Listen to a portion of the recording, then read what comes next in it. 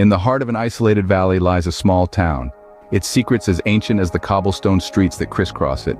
This place, tucked away from prying eyes, is swathed in an eerie silence that speaks volumes. In this realm, untouched by the relentless march of time, the whispers of the past reverberate through the narrow, winding lanes. This town, an enigma draped in time-worn mystery, breathes tales from every nook and cranny. Each tree, each stone, is a silent witness to the ghostly stories, whispered only when the moon is high and the world is asleep. This tranquil settlement, more than just a relic from a bygone era, stands as a living testament to the unseen. The air is heavy with an undercurrent of intrigue, where the silence resonates more than 1,000 words. The wind whispers untold tales and the river murmurs ancient secrets. The tall, ancient trees rustle with knowledge of the past, each sound adding a haunting note to the town's symphony. Behind its serene facade, this town harbors a chilling reality. A theater of unspeakable horrors, its enchanting beauty hides a history steeped in blood and fear. Each quaint, weathered building bears the scars of past atrocities, disguising them beneath a veneer of rusted charm. The town's tapestry is woven with a history of eerie occurrences, tales of spectral beasts that howl in the dead of night, lost souls crying out in eternal torment, and unexplained disappearances are intertwined into its very fabric. Each thread whispers tales of dread, each tale etched into the hearts of its inhabitants like a grisly tattoo. The townsfolk, a hardened lot, bear the weight of this haunted past. Their resilience, however, is under siege by a new terror, a string of brutal slayings that has left a chilling mark on the town. Each day starts and ends with another name etched on the grim list of victims, each slaying more gruesome than the last, like a macabre competition played out on a stage of blood and fear. These cold, merciless killings have shattered the town's peaceful facade. A palpable fear hangs in the air like a thick fog, suffocating the townsfolk with its constant presence. The terror has penetrated their lives, an insidious specter invading their every waking moment and haunting their troubled dreams. The latest horror to grip this town is unlike any they've experienced. It has shaken the very fabric of their reality, introducing a new level of fear, more profound and terrifying than anything the town has ever known. This is not just another chapter in its haunted history. It's a new book of horror that threatens to consume the town and its inhabitants. The town, once a tranquil haven, now teeters on the brink of an unprecedented terror, one that may very well spell its doom. As the ivory light of the full moon illuminates the night, an unspeakable transformation occurs. Your neighbor, your friend, an unremarkable individual, warps into an entity born from the darkest pits of our nightmares. They become a grotesque creature, their human features distorted and replaced by feral ones. A monstrous entity driven by an insatiable thirst for the vital ruby elixir that pumps rhythmically within our veins. This hellish metamorphosis isn't arbitrary, but governed by a primordial, sinister power that only manifests itself when the full moon rules the ink-black night sky. This monstrosity, this beast that lurks in the shadows, isn't a figment from the tales spun by the village elders to scare the children into obedience. It exists, its reality cemented by the grisly evidence of the massacre that has become a horrifying thread in the tapestry of our community's history.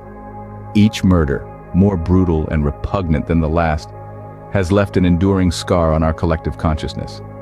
Each act of violence, a ghastly testament to the beast's relentless hunger and ferocity, is intrinsically linked to the lunar calendar, aligning horrifyingly with the full moon's ascension in our night sky. Our once thriving community, a village that radiated with unity and joy, now cowers under the oppressive weight of this fear. The innocent laughter of children, the comforting presence of communal meals, the simple pleasures of daily life have been superseded by a pervasive sense of impending doom, a frosty shroud of terror colder than the harshest winter. Homes that once stood with open doors as a testament to our community trust are now bolted and barred. Children, who once frolicked till moonlight kissed the earth, are now swiftly corralled indoors, their innocent laughter replaced with the unsettling silence of dread as the sun dips below the horizon. The curse, once an eerie rumor, has evolved into a haunting mantra, whispered amongst us in fearful tones. It has estranged neighbors, morphing friends into potential monsters. Each pair of eyes conceals an interrogation, an insinuation. Could it be the brawny blacksmith with strength enough to rip a man apart? Or the reticent tailor, his eerie quietude masked by an ever-present specter. Days drag into nights, the moon gradually reaching its fullest, the fear amplifying with every passing moment. The fear, now a sentient force, gnaws at our tranquility, seeping into our dreams. The bond that held us together crumbles under the crushing weight of doubt and dread. Every familiar face now presents a potential threat, every stranger a hidden fiend. As the moon grows, so does our terror. It inflates, invading every crevice of our lives, transforming our serene village into a stage of horror. The night, once a haven of tranquility, now harbors the promise of bloodshed and demise. As the days bleed into nights, the inevitable looms, the full moon's reign, and with it, the resurgence of the beast. Who among us is the monstrous beast? This question, reverberating in every mind, crescendos with each passing day. Could it be the blacksmith, with his powerful arms, or the tailor, with his foreboding quietude? As the moon's glow intensifies, so does the fear. The chilling reality is no one knows who among us is the beast. As nightfall descends, a lethal game of survival begins.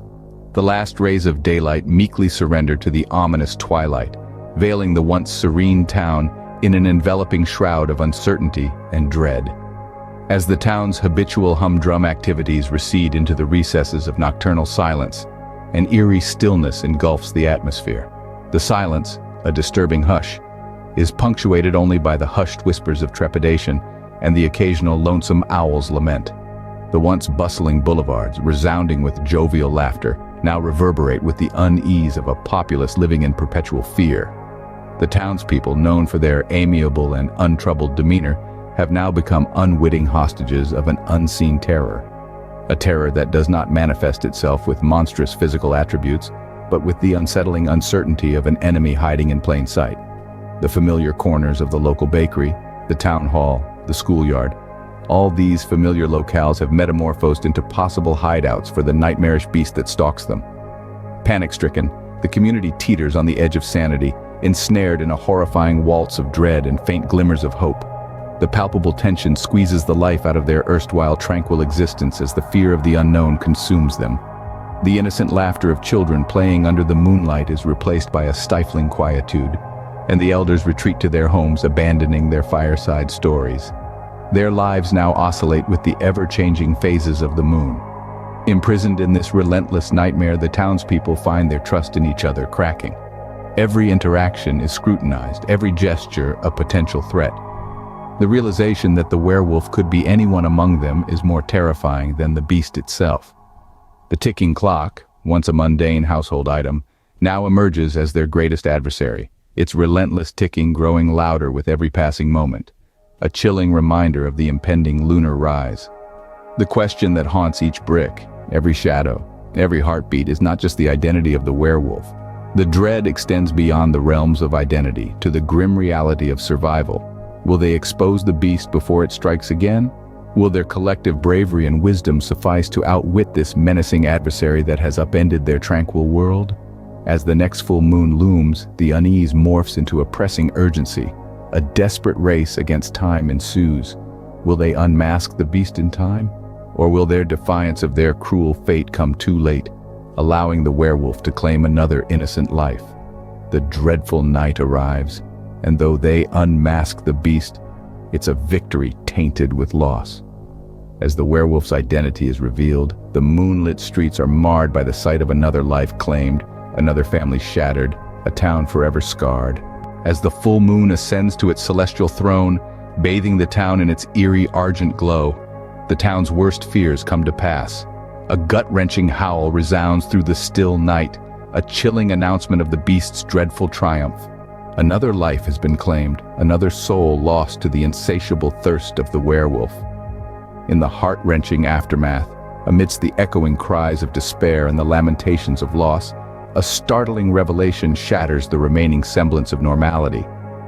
The beast, the terror that had been stalking them, is finally unmasked. And the face that is revealed is not of a monstrous entity, but a tragic figure.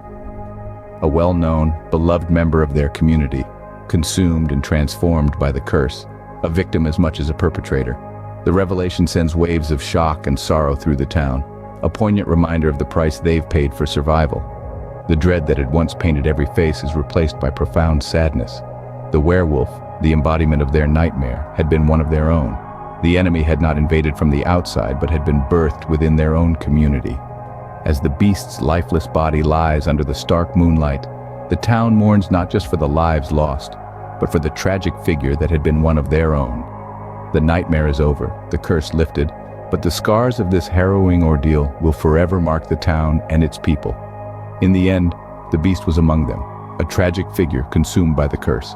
The nightmare is over, but the town will never be the same.